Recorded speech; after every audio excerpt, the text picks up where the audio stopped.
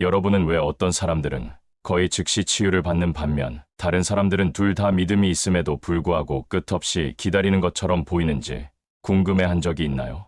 하나님의 말씀이 정말로 모든 사람을 위한 치유를 약속하시나요? 아니면 이 신성한 규칙에 예외가 있나요? 여러분의 치유가 단순한 가능성 이상이라고 말한다면 어떨까요? 그것은 주장되기를 기다리는 신성한 약속입니다. 오늘 우리는 하나님께서 여러분이 건강과 안녕 속에서 살기를 원하시는 방법을 밝혀내기 위해 성경의 깊이를 탐구할 것입니다. 이 탐구를 통해 여러분은 어떻게 신성한 치유에 접근할 수 있는지 알게 될 것이며 이를 통해 삶의 모든 영역에서 비교할 수 없는 온전함을 경험할 수 있을 것입니다. 저는 또한 예수님의 강력한 이름으로 여러분과 함께 힘있는 기도를 드리겠습니다. 그러니 끝까지 시청하시고 이 기도의 축복을 받을 수 있도록 마음을 열어주세요. 시편 103편 2절에서 3절에 따르면 다윗은 열정적으로 선언합니다. 내 영혼아 여호와를 송축하며 그의 모든 은택을 잊지 말지어다. 그가 내 모든 죄악을 사하시며 내 모든 병을 고치시며 다윗은 단순히 하나님을 찬양하는데 그치지 않습니다. 그는 자신을 상기시키고 또한 우리에게 하늘 아버지와의 관계에 따르는 혜택을 상기시킵니다. 그리고 이러한 혜택은 무엇일까요? 그것들은 치유, 구속, 사랑, 그리고 동정의 축복들입니다. 하나님의 구원의 패키지가 단순히 영적인 것이 아니라 또한 육체적인 것이라는 점이 놀랍지 않나요? 여러분, 하나님께서 여러분의 영뿐만 아니라 몸과 영혼의 완전한 안녕을 어떻게 치유하기를 원하시는지에 대한 7가지 차원을 살펴봅시다. 첫 번째, 치유는 여러분의 유산입니다. 이사야 53장 5절은 말합니다. 그가 찔림은 우리의 허물 때문이요 그가 상함은 우리의 죄악 때문이라. 그가 징계를 받음으로 우리는 평화를 누리고 그가 채찍에 맞음으로 우리는 나음을 받았도다. 십자가 위에서의 예수님의 희생적인 행위는 단순히 천국으로 가는 길을 제공하는 것에 관한 것이 아니었습니다. 그것은 몸과 영혼과 영의 완전한 회복에 관한 것이었습니다. 이스라엘 백성이 이집트를 떠날 때 그들은 마라라는 쓴 물이 있는 곳에 이르렀습니다. 모세가 하나님의 지시에 따라 특정한 나무를 물에 던진 후 그 물은 달콤해졌습니다. 이 나무는 십자가를 상징하며 달콤해진 물은 그로부터 흐르는 치유를 상징합니다. 이는 영적 현시의 물리적 표현 역할을 합니다. 하나님은 처음부터 치유가 그의 백성과의 언약의 필수적임을 알리고 계셨습니다. 때때로 우리는 치유를 영적으로 해석하는 경향이 있습니다. 그것을 단순히 도덕적이거나 영적인 안녕에 관한 것으로만 만들면서 말입니다. 그런 것들이 필수적이긴 하지만 하나님께서 우리의 육체에 대해 충분히 신경 쓰셔서 그것들을 구속의 패키지에 포함시키셨다는 것을 잊지 맙시다. 요한복음 5장 1절에서 15절에 자세히 나오는 베데스다 연못가의 병자 치유는 하나님의 우리에 대한 포괄적인 돌보심을 보여주는 눈을 뜨게 하는 예시입니다. 이 구절에서 예수님은 그 사람에게 내가 낫고자 하느냐? 라고 물으십니다. 그리고 그의 긍정적인 대답에 예수님은 명령하십니다. 일어나 내 자리를 들고 걸어가라. 이 심오한 상호작용은 하나님께서 우리의 영적 안녕뿐만 아니라 우리의 육체적 건강에도 깊이 관여하고 계시다는 생생한 상기 역할을 합니다. 유산이라는 용어는 종종 한 세대에서 다음 세대로 전해지는 것을 의미합니다. 치유는 우리의 영적 유산입니다. 그것은 그리스도 안에 있는 모든 믿는 자가 접근할 수 있습니다. 그것은 여러분이 얻는 것이 아닙니다. 그것은 여러분이 믿음으로 받는 것입니다. 하나님은 편파적이지 않은 하나님이십니다. 그가 한 사람을 위해 하신 일을 그는 다른 사람을 위해서도 하실 것입니다. 예를 들어 시리아 사람 나아만을 생각해 보세요. 그는 이스라엘 사람이 아니었지만 하나님은 그의 나병을 치유하셨습니다. 이는 치유가 민족이나 종교적 소속에 의해 제한되지 않음을 보여줍니다. 치유의 은혜는 모든 이에게 가능합니다. 하나님의 본성은 치유하는 것입니다. 모세가 하나님께 자신을 드러내 달라고 요청했을 때 하나님은 출애굽기 34장 6절에서 말씀하셨습니다. 여러분, 이것을 이해하세요. 치유하는 것은 하나님의 본성입니다. 그것은 그의 성품의 일부입니다. 열왕기상 17장에서 우리는 엘리야와 사르밧 과부의 이야기를 만납니다. 그녀의 아들이 심하게 아프고 죽었을 때 하나님은 그녀를 비난하거나 그것이 그의 뜻이라고 말씀하지 않으셨습니다. 엘리야가 기도했고 그 소녀는 생명을 되찾았습니다. 하나님의 본성이 그 상황에서 드러났습니다. 그는 생명과 건강의 회복자이십니다. 하나님의 이름 여호와 라파는 문자 그대로 치유하시는 여호와를 의미합니다. 하나님께서 이스라엘 백성을 광야로 인도하셨고 그들에게 물이 없었을 때 그는 단순히 물을 제공하지 않으셨습니다. 그는 또한 자신을 여호와 라파로 선언하셨습니다. 그는 분명히 하고 계셨습니다. 치유는 그가 하시는 일일 뿐만 아니라 그의 정체성입니다. 그래서 심지어 십자가 이전의 구약에서도 하나님은 치유 사역에 적극적으로 관여하고 계셨습니다. 하나님은 출애굽기 15장 26절에서 자신을 여호와 라파로 소개하면서 이스라엘 백성에게 이 강력한 선언을 하셨습니다. 이르시되 너희가 너희 하나님 나 여호와의 말을 들어 순종하고 내가 보기에 의를 행하며 내 계명에 귀를 기울이며 내 모든 규례를 지키면 내가 애굽 사람에게 내린 모든 질병 중 하나도 너희에게 내리지 아니하리니 나는 너희를 치료하는 여호와임이라. 이 이름이 단순한 호칭이 아니라 그의 본성과 성품의 약속이라는 점을 고려해 보세요. 여러분은 왜 예수님이 안식일에 치유하셨는지 궁금해한 적이 있나요? 거룩하고 휴식을 위해 따로 정해진 날의 말입니다. 이 날에 치유함으로써 예수님은 하나님의 성품에 대해 심오한 진술을 하고 계셨습니다. 그는 하나님이 선하신 일을 하시는 것을 쉬지 않으신다고 말씀하고 계셨습니다. 그는 안식일의 주인이십니다. 그래서 안식일이든 다른 어떤 날이든 하나님은 항상 치유하시는 일을 하고 계십니다. 그러나 치유자로서의 하나님의 본성을 이해하는 것은 또한 그의 주권을 인식하는 것을 포함합니다. 하나님의 소원은 치유하시는 것이지만 방법과 시기는 다를 수 있습니다. 바울의 육체의 가시가 그의 기도에도 불구하고 제거되지 않았지만 하나님의 은혜가 그에게 충분했던 것처럼 말입니다. 그의 본성은 여전히 같습니다. 그는 치유하시는 하나님이십니다. 세 번째, 기도는 치유의 관문입니다. 야고보서 5장 14절에서 16절은 우리에게 권고합니다. 너희 중에 병든 자가 있느냐? 그는 교회의 장로들을 청할 것이요 그들은 주의 이름으로 기름을 바르며 그를 위하여 기도할지니라. 믿음의 기도는 병든 자를 구원하리니 주께서 그를 일으키시리라.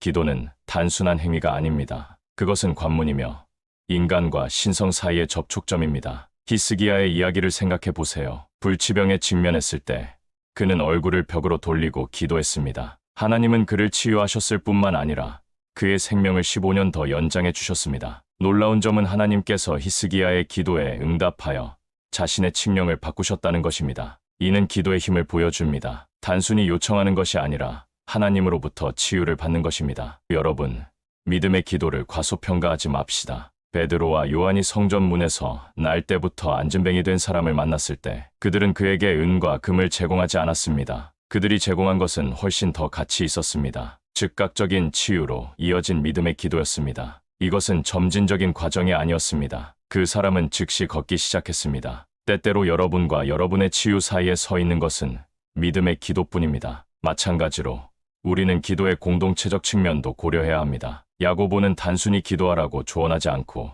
서로 죄를 고하며 병 낫기를 위하여 서로 기도하라고 합니다. 이는 집단적 믿음의 개념을 소개합니다. 때때로 믿음의 친구들이 여러분 자신의 믿음이 흔들릴 때 여러분을 지탱할 수 있습니다. 친구들이 그를 예수님께 데려가기 위해 지붕을 통해 내린 중풍병자를 생각해 보세요. 그것은 단지 그의 믿음만이 아니라 그의 친구들의 집단적 믿음이 그의 치유를 용이하게 했습니다. 하지만 기도가 공식이 아니라는 것을 잊지 맙시다. 그것은 관계입니다. 제자들이 간질병에 걸린 소년을 치유하지 못했을 때 예수님은 어떤 종류는 오직 기도와 금식을 통해서만 나간다고 밝히셨습니다. 다시 말해 우리 기도의 효과는 하나님과의 관계의 깊이와 밀접하게 연결되어 있습니다. 하나님과의 깊은 관계는 그렇지 않으면 닿을 수 없는 치유의 차원을 열 수 있습니다. 넷째, 신성한 치유와 인간의 책임. 예수님은 마태복음 9장 29절에서 분명히 말씀하셨습니다. 너희 믿음대로 되라. 하나님이 치유의 궁극적인 원천이시지만 그 치유를 활성화하는 데 우리가 하는 역할이 있습니다. 믿음입니다.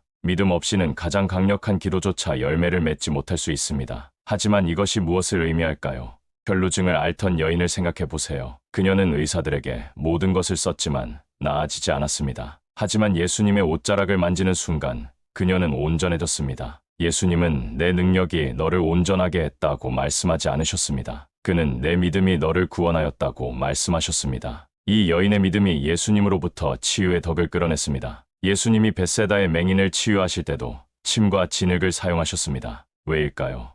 그는 때때로 치유가 행동을 요구할 수 있다는 것을 가르치고 계셨습니다. 그것이 아무리 비관습적으로 보일지라도 말입니다. 그는 단순히 낫거라라고 말씀하지 않으셨습니다. 그는 맹인을 자신의 치유 과정에 참여시키셨습니다. 우리는 우리의 치유에 있어 해야 할 역할이 있습니다. 또한 우리의 행동이 때때로 우리의 치유의 장애물 역할을 할 수 있다는 것을 이해하는 것이 중요합니다. 죄, 불신 또는 용서하지 않음을 고집하는 것이 장벽 역할을 할 수 있습니다. 요한복음 5장에서 예수님은 베데스다 연못가에서 한 사람을 치유하셨지만 나중에 그에게 경고하셨습니다. 더 이상 죄를 짓지 말라. 그렇지 않으면 더 나쁜 일이 내게 일어날 것이다. 우리의 생활 방식 선택이 때때로 우리의 치유를 가로막는 바로 그것일 수 있습니다. 더욱이 때때로 의사들이 믿음과 함께 일할 수 있다는 것을 깨닫는 것이 중요합니다. 제자들 중 한 사람인 누가는 의사였습니다. 하나님의 치유는 때때로 의사들의 숙련된 손과 다른 수단을 통해 올 수 있습니다.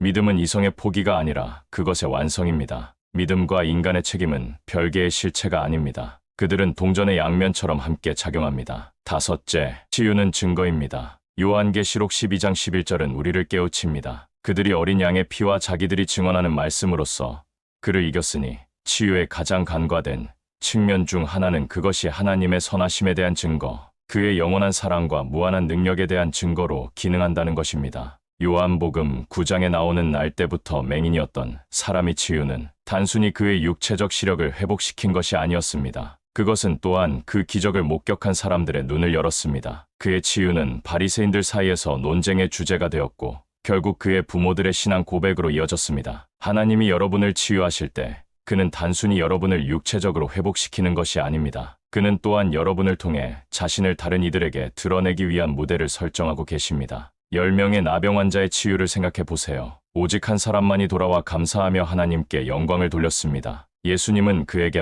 말씀하셨습니다. 내 믿음이 너를 구원하였다. 10명 모두 육체적으로 치유되었지만 오직 돌아온 그 한 사람만이 영적인 온전함을 받았습니다. 그의 증언은 단순히 그를 위한 것이 아니었습니다. 그것은 다른 이들을 하나님이 누구신지에 대한 계시로 이끌기 위한 것이었습니다. 베데스다 연못가의 사람은 38년 동안 병들어 있었습니다. 그의 상태를 둘러싼 이야기들이 얼마나 많이 만들어졌을지 상상해 보세요. 그러나 그가 치유되었을 때 그는 걸어다니는 말하는 증거가 되었습니다. 치유는 개인을 넘어서는 파급 효과를 가집니다. 그것은 공동체와 심지어 국가에도 영향을 미칩니다. 나아만의 치유가 시리아 국가에서 하나님에 대한 인식을 바꾼 것을 생각해 보세요. 그리고 잊지 마세요. 여러분의 치유는 믿음을 갖고 있는 다른 사람에게 믿음의 연료 역할을 할 수 있습니다. 혈루증을 앓던 여인이 치유되었을 때 그것은 군중 속에서 일어났습니다. 그 군중 속 많은 사람들이 자신들만의 질병으로 고통받고 있었을 것입니다. 그녀의 치유를 목격하면서 그들을 통해 밀려왔을 믿음의 급증을 상상해 보세요. 치유는 이기적인 것이 아닙니다. 그것은 공유된 경험입니다. 그것은 전능하신 분의 손에 있는 전도의 도구로 이중의 목적을 수행합니다. 그것은 개인을 회복시키고 공동체 내에서 하나님을 영화롭게 합니다. 여러분의 치유의 증언은 영적 전쟁에서의 무기이며 절망한 자들에게 희망의 등대이고 하나님의 동정심에 대한 증거입니다. 여섯 번째, 치유를 위해 하나님의 말씀 안에 머무르는 것이 중요합니다. 그러면 예수께서 자기를 믿은 유대인들에게 이르시되 너희가 내 말에 거하면 참으로 내 제자가 되고 진리를 알지니 진리가 너희를 자유롭게 하리라. 요한복음 8장 31절에서 32절에 따르면 말입니다. 여기서 진리는 단순히 일련의 사실들에 대한 지적 동의가 아닙니다. 그것은 질병으로부터의 자유를 포함한 자유로 이끄는 변화시키는 계시입니다. 다시 한번 욥의 삶을 살펴봅시다. 이 사람은 모든 것을 잃었습니다. 그의 가족, 그의 건강, 그의 재산. 하지만 그는 결코 그의 정직함이나 하나님에 대한 믿음을 잃지 않았습니다. 욥의 친구들이 그가 왜 고통받고 있는지에 대한 온갖 설명을 가지고 그에게 왔을 때 욥은 하나님의 말씀에 대한 그의 이해에 굳건히 서 있었습니다. 그의 화건, 내가 알기에는 나의 대속자가 살아계신 이는 이에 대한 증거입니다. 결국 하나님은 그를 회복시키셨고 그가 잃은 것에 2배를 주셨습니다. 그의 삶은 상황이 반대로 외치더라도 말씀에 뿌리를 둔 채로 있는 것의 중요성에 대한 증거로 서 있습니다. 치유에 대한 개별적인 성경 구절들을 아는 것만으로는 충분하지 않습니다. 사람은 말씀을 흡수하고 그것이 풍성히 내주하게 하며 주야로 그것을 묵상해야 합니다. 여호수아 1장 8절을 기억하세요. 이는 말씀을 묵상하는 것이 좋은 성공으로 이어진다고 약속합니다. 치유는 종종 우리가 하나님 말씀의 진리와 일치할 때 옵니다. 말씀은 살아있고 활력이 있어 좌우의 날선 어떤 검보다도 예리합니다. 히브리서 4장 12절은 단순히 역사적 문서를 묘사하는 것이 아닙니다. 그것은 관절과 골수와 다른 신체 부위들을 꿰뚫을 수 있는 살아있는 실체를 묘사합니다. 이것은 단순한 비유가 아닙니다. 말씀은 우리 몸의 세포들을 관통하여 그것들을 신성한 건강과 일치시킬 수 있습니다. 마찬가지로 하나님의 말씀은 단순히 종이 위에 잉크가 아니라 요한복음 6장 63절에 나타난 대로 영이여 생명입니다. 여러분이 여러분의 삶에 대해 하나님의 말씀을 말할 때 여러분은 단순히 음절을 발음하는 것이 아니라 영적 힘을 풀어놓고 있는 것입니다. 백부장은 이것을 이해했습니다. 그는 예수님께 말했습니다. 말씀만 하옵소서 그리하면 내 하인이 낫겠나이다. 그는 예수님의 말씀이 권위와 능력을 지니고 있음을 깨달았고 그의 하인은 바로 그 순간에 치유되었습니다. 단순히 하나님의 말씀을 여러분의 서재에 두는 것이 아니라 그것을 여러분의 마음에 두는 것에 관한 것입니다. 그것은 개인화되고 내면화되고 실현되어야 합니다. 하나님의 말씀은 여러분의 일용할 양식이요 생수가 되어야 합니다. 그것은 단순한 정보가 아니라 변화입니다. 말씀이 여러분 안에 더 많이 거할수록 그것은 모든 형태의 질병을 더 많이 밀어내고 여러분의 몸을 건강에 대한 하나님의 완벽한 뜻과 일치시킵니다. 7번째, 영혼의 치유입니다. 수고하고 무거운 짐진 자들아 다 내게로 오라. 내가 너희를 쉬게 하리라. 예수님께서 마태복음 11장 28절에서 우리를 부르십니다. 종종 우리는 육체적 치유를 구하는데 급급한 나머지 우리 영혼의 안녕을 소홀히 합니다. 하지만 예수님은 전인적인 치유를 제공하고 계십니다. 몸과 마음과 영혼의 치유 말입니다. 마리아와 마르다의 이야기를 기억하세요. 마리아는 예수님의 발 아래 앉는 더 나은 부분을 선택했습니다. 때때로 우리의 몸은 치유될 수 있지만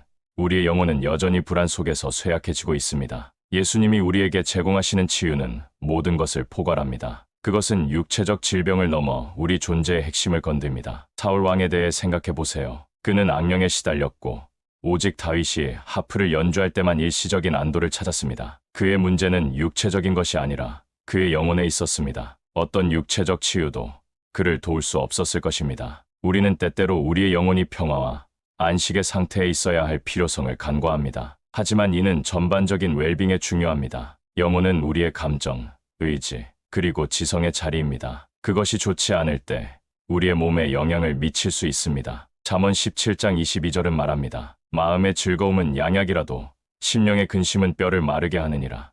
정서적 스트레스, 용서하지 않음, 쓴 마음, 이 모든 것들은 육체적 질병으로 나타날 수 있는 영혼의 질병들입니다. 때때로 치유는 우리가 우리의 영혼을 바로잡을 때 시작됩니다. 다시 한번 친구들이 예수님께 데려가기 위해 지붕을 통해 내린 중풍 병자를 기억하세요. 예수님은 그의 육체적 상태를 다루기 전에 먼저 아들아, 내 죄 사함을 받았느니라고 말씀하셨습니다. 예수님은 진정하고 지속적인 치유가 일어나기 위해서는 먼저 영혼을 돌봐야 한다는 것을 아셨습니다. 그렇다면 오늘 여러분의 영혼의 상태는 어떻습니까?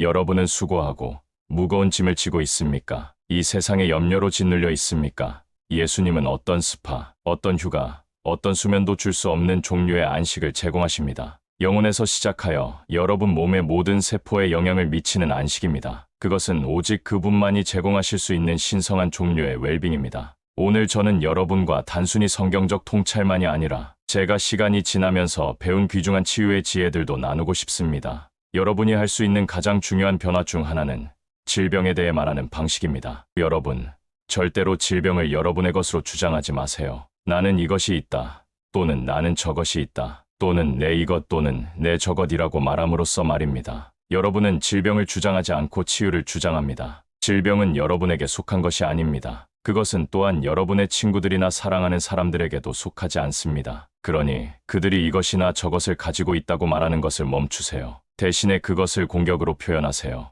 여러분이나 아는 사람이 독감이나 다른 질병의 공격을 받고 있다고 말할 수 있습니다. 또는 여러분이 특정 건강 문제로 어려움을 겪고 있다고 말할 수 있습니다. 또한 여러분 주변 사람들에게 여러분이 질병을 소유한다는 개념을 거부한다는 것을 분명히 하세요. 누군가가 여러분이나 사랑하는 사람들의 삶에 대해 너는 이것을 가질 것이다, 또는 너는 저것을 가질 것이다와 같은 선언을 함으로써 부정적인 건강 상태를 말하도록 허용하지 마세요. 대신에 그러한 진술을 거부하고 그것들에 동의하는 것을 피하세요. 여러분의 믿음과 긍정적인 고백의 힘에 굳건히 서세요. 또한 세대적 또는 유전적 질병이라는 개념에 굴복하지 마세요. 만약 누군가가 여러분에게 너의 어머니가 이 질병을 가지고 있었어, 또는 너의 할아버지가 저 질병을 가지고 있었어, 그래서 너도 그것을 얻을 가능성이 높아라고 말한다면 즉시 그것을 거부하세요. 그것을 여러분의 운명으로 받아들이지 마세요. 여러분은 여러분 가족의 과거의 건강 투쟁이나 상태에 묶여있지 않습니다. 질병을 포함한 모든 형태의 세대적 저주를 거부하세요.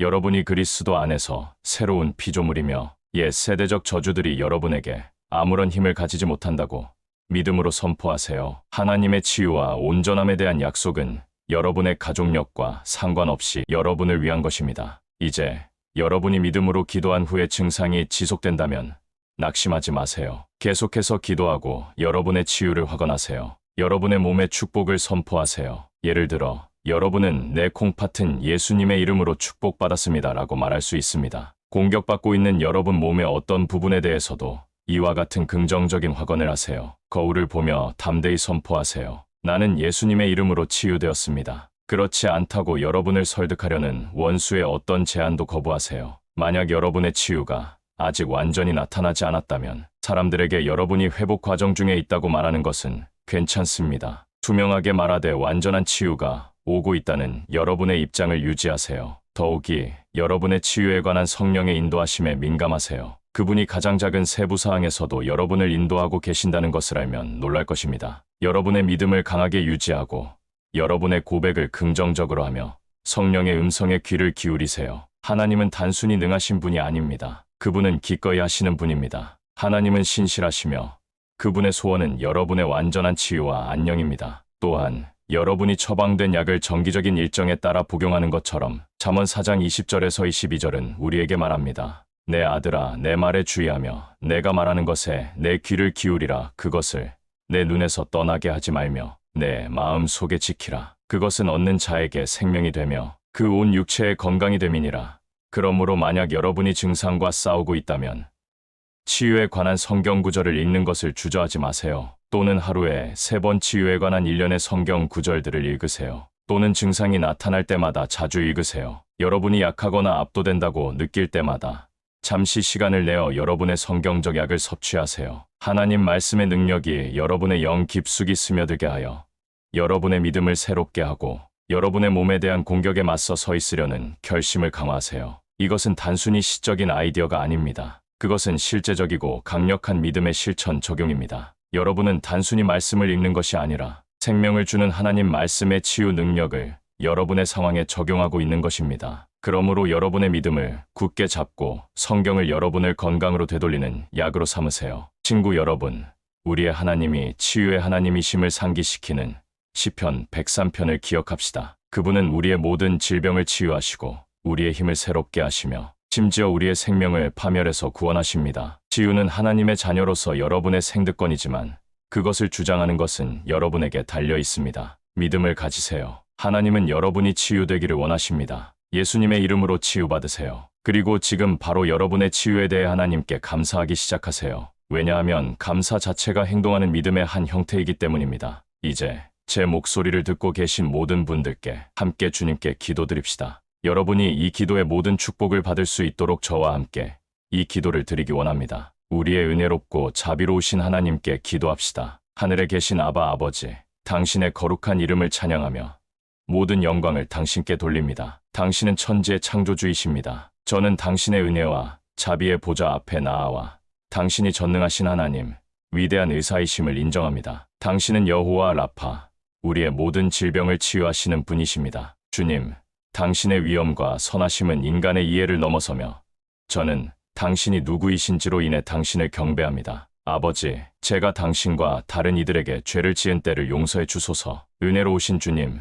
제 안에 정결한 마음을 창조하시고 정직한 영을 새롭게 하소서. 저는 알려진 것과 알려지지 않은 모든 원한과 쓴 마음을 내려놓고 제 영혼의 올무가 될 수 있는 모든 것을 버립니다. 당신이 저를 용서하신 것처럼 저도 저를 해친 자들을 용서합니다. 모든 악에서, 모든 질병과 질환에서, 원수의 모든 계획에서 저를 구원하소서. 예수님의 이름으로 선포합니다. 당신의 치유의 덕이 지금 제 존재의 모든 부분, 몸과 마음과 영혼을 통해 흐르고 있습니다. 저는 예수님의 강력한 이름으로 연약함의 영, 모든 형태의 질병, 모든 질환, 제 몸의 모든 기능 장애를 꾸짖습니다. 저는 모든 형태의 세대적 저주와 질병을 거부하며 저를 묶으려 하는 모든 유전적 질병으로부터 자유롭다고 선언합니다. 저는 예수님의 이름으로 제 삶과 건강에 대해 말해진 모든 부정적인 말을 거부합니다. 아버지, 당신의 거룩한 임재로 저를 너무나 깊이 적셔주셔서 모든 세포, 모든 기관, 모든 조직이 당신의 신성한 건강과 일치하게 해주시기를 구합니다. 모든 근육,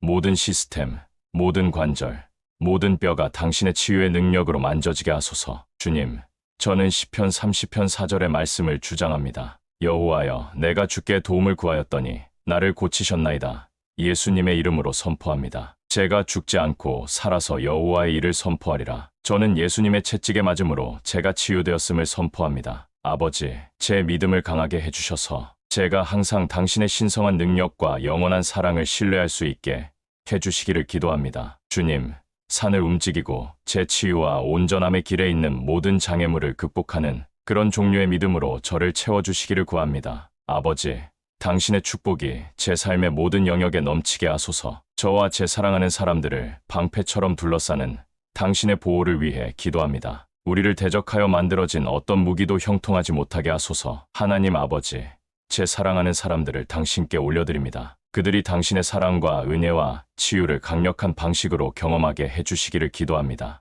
그들의 눈이 열려 당신을 보고, 그들의 귀가 당신의 음성을 듣고, 그들의 마음이 부드러워져 당신의 영생의 선물을 받아들이게 하소서. 주님, 당신의 치유가 육체를 넘어 우리 영혼의 핵심까지 닿게 하소서. 하늘에 계신 아버지, 제가 지금 듣고 있는 모든 사람과 함께 이 기도를 드리면서 이 순간 당신 앞에 열리고 있는 모든 마음에 감사드립니다. 불편함과 질병으로 고통받고 있는 우리들을 위해 주님, 우리를 치유하시고 우리의 힘을 새롭게 해주소서. 주님, 당신의 치유의 손길로 우리를 만지시고 당신의 성령을 통해 우리에게 위로를 주시기를 구합니다. 우리가 현재의 상황을 넘어볼 수 있는 희망을 주소서. 하나님 아버지, 우리를 고통과 약함에서 구원해 주시고 우리의 힘과 용기가 부족하지 않도록 당신의 은혜로 우리를 지탱해 주시기를 구합니다. 정신적 고통, 정서적 상처, 그리고 마음이 상한 자들을 위해 당신의 사랑의 치유 능력으로 모든 보이지 않는 고통을 치유하시고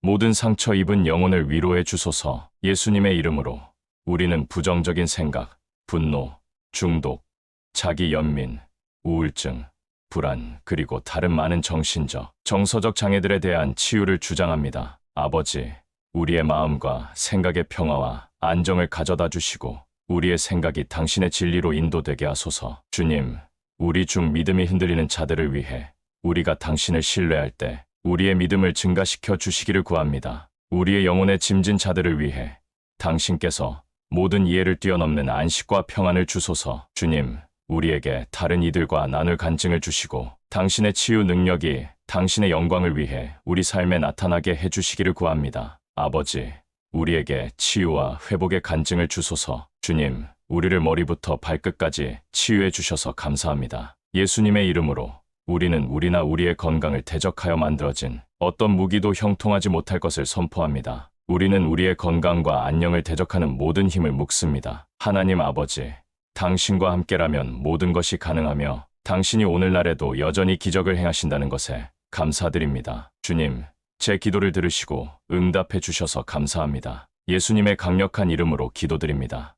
아멘. 아래 댓글란에 아멘이라고 적어주세요. 나는 이 기도의 모든 축복이 예수님의 이름으로 지금 여러분 위에 임했음을 선포합니다. 또한 여러분의 마음을 축복하고 영을 고양시킬 더 많은 영상을 보시려면 채널 구독을 잊지 마세요. 우리를 지원해 주시는 모든 분들께 감사드립니다. 여러분은 축복을 받아 축복이 되었습니다. 열린 마음과 회개하는 마음으로 하나님의 은혜를 받으시기를 촉구합니다. 여러분이 있는 그 자리에서 시작하세요. 여러분의 과거는 중요하지 않습니다. 예수님은 잃어버린 자를 찾아 구원하러 오셨습니다. 하나님은 여러분을 사랑하십니다. 누구든지 멸망하지 않고 모든 사람이 회개에 이르기를 원하시는 것이 하나님의 뜻입니다. 이 간단한 구원의 기도를 여러분 스스로를 위해 하세요. 사랑하는 주 예수님, 제가 죄인임을 알고 용서를 구합니다. 당신이 내 죄를 위해 죽으시고 죽은 자 가운데서 살아나셨음을 믿습니다. 저는 제 죄에서 돌이키고 당신을 제 마음과 삶에 들어오시도록 초대합니다. 저는 당신을 저의 주님과 구세주로 신뢰하고 따르기를 원합니다. 주 예수님, 제 기도를 들어주소서. 저를 구원해 주셔서 감사합니다. 아멘.